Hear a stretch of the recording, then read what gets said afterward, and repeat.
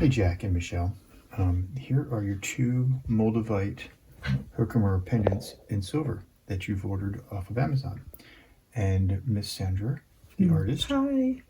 she's taking the video. She wanted me to show you the authentication lab. This side of the lab just does Moldavite. We analyze many different types of gemstones for her business. But what we do and what everyone can do at home first is kind of look at the texture and shape of the Moldavite. And we actually compare it to textures and shapes of different Moldavites from different spew fields from around the Czech Republic. And we also compare it to the obvious fakes that are sold on Places. on places, right? Show them On the web. So where's their beer one? Yeah, so they're Glass. a lot more glossier, and the texture is a little different. And so this one is what we call the Heineken beer bottle. Yeah, Heineken. Sorry.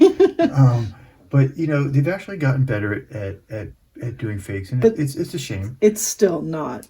No, it's not. It's not I've bought as many as I can, and they're many- really not that good. as many fakes, right?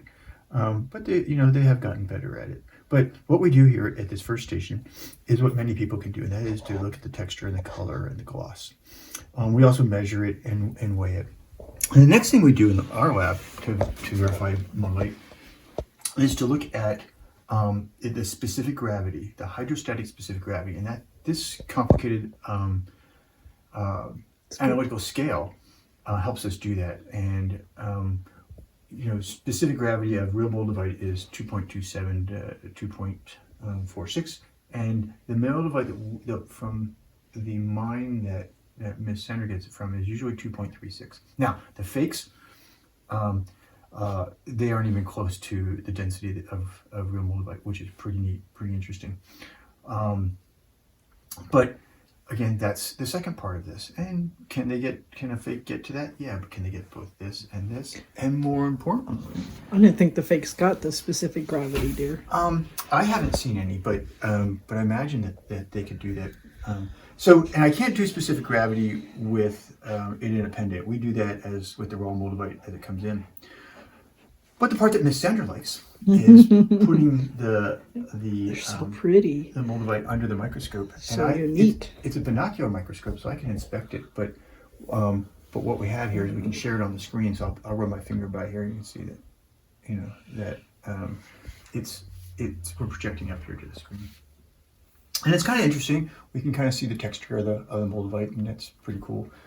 But what we like to do is look inside the Moldavite and look for these. This is our analysis.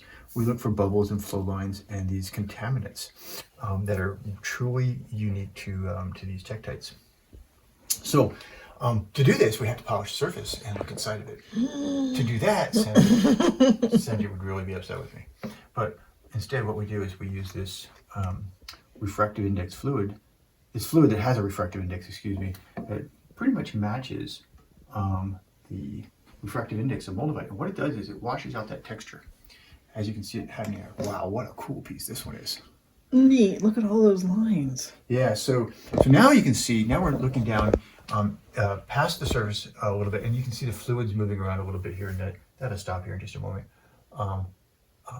Look at that curl to the right. Over here. Yeah. Yeah, it's pretty cool. And back up in here. So what we like to do, though, is we like to really zoom in and ignore this debris floating around the surface. My Moldavite wasn't completely clean, and so that fluid's washing it a little bit. Cleaned it, but man. Yeah, but so the fluid that we put on here is washing it just a little bit. And Miss Sandra will clean all that up before she sends it up. So you can see down inside the bubbles, and we can actually go a little bit further down inside. And you can start to see the stress that is built up.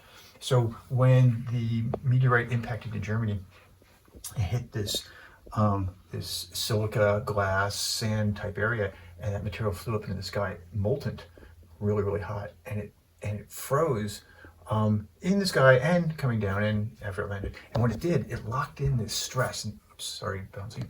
That's what some of these lines here are. This is stress.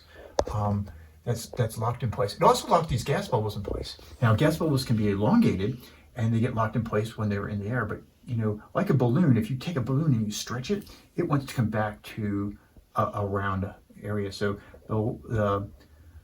the rounder bubbles like this have had the time to come back to their lower energy state. Miss Sandra gets upset when I start talking about science. Just move on. Oh, ooh, there's a cool spot. Yeah, I got the light pretty bright here too. So these are the types of things that we look for in real Moldavite that are really difficult to fake. All the stress inside of here, all the We've yet to find one that has any kind of internal. Oh yeah, there is. I mean, no these fakes. look like alien landscapes. Yeah, the fakes really can't make it past the camera test. Is that no? So here's a squiggly, and here's a squiggly. These are contaminants, and it's also kind of hidden in some of the stress here. So sometimes you kind of have to get out of the stress field to see the squigglies inside here, like this here. This is a contaminant, which is this right here. Okay, and it's actually a contaminant that got locked in place, and it's kind of unique. There's some more up inside of here, and this is stress right here. Or like contaminants. They're additional elements of other stuff Yes. that was in the. And Miss Sandra calls them the wigglies and the squigglies. And let's move around just a little bit further. We can see some more. Ooh. Yeah, it does. It's a pretty cool one. And I can dive deeper in. And actually, so I'm focusing the camera a little bit deeper in. And right there is a pretty cool squiggly right there. In this camera. So right here's a pretty nifty one right in here. Then those vein-like, root-like things to the left. Those aren't. No, this is actually stress and surface and texture inside of there. Okay, so. Ooh. Oh, sorry. I love you, babe. I was watching that channel, dear. Yes, indeed. Okay, so Okay, wait. So we're gonna do the next one. Here's the next pendant, the second Moldavite pendant. This one has a smoother texture, but It does have a smoother texture. Pretty green. So I have to zoom out so you can see the texture. Whoops. And yeah, it does have. And this is the wire. And again, we typically look at this before. Okay. Yeah, so, to do a video for everyone would be like mind-boggling. Yeah, we don't. We actually just take some pictures, and I should grab some pictures of that one. Sorry. I can put some fluid on top of here, and we can wash out that texture on the surface so we can see deep inside of it. I gotta turn this down a little bit. This one's a little thinner than the other ones. And then we can zoom down inside. And we can see all that texture. And I'm gonna zoom in. I'm gonna zoom way down in. So I wonder if anyone figured out where the higher stress pieces are. Were they closer to the impact, or did they go higher? Or be interesting to. So my theory on this, is based on my understanding of physics and by refringence. And so here's a lot of stress inside of here. So I keep bumping that table. I apologize.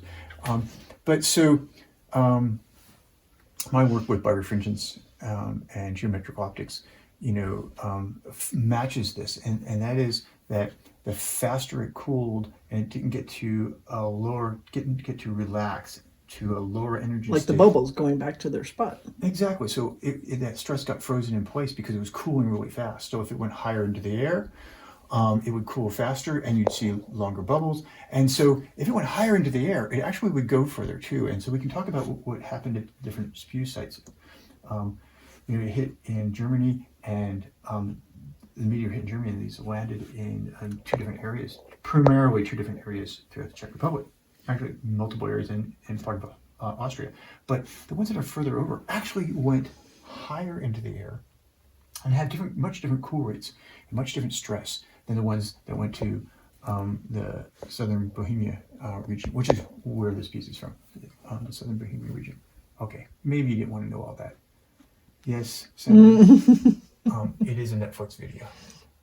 Netflix for nerds. Netflix for nerds, that's what Senator calls me. Okay, so those are your two pieces. I'll take a picture of that one Before you move it. Okay, so what I can do here, I can Give me the remote. I can snap a picture, and then I can go back to live video, which is I'm doing right there. You didn't. Yeah, that's an okay spot. Oh, that's better. Yeah, I'm just focusing down deeper and deeper inside this piece. All right. I need to kind of clear it up a little bit. You know, it has as much interesting thing as the other one. That's kind of fun. Yeah, that's what's really cool about Moldavite. You get to see all these different structures. Okay, I will post this onto to YouTube for you guys as well. Okay, and there's your 2 pieces, and we'll clean them up Send her- and get them on the way. And I'll fill out the form for them. Okay. Rocks to Rings. Bye now.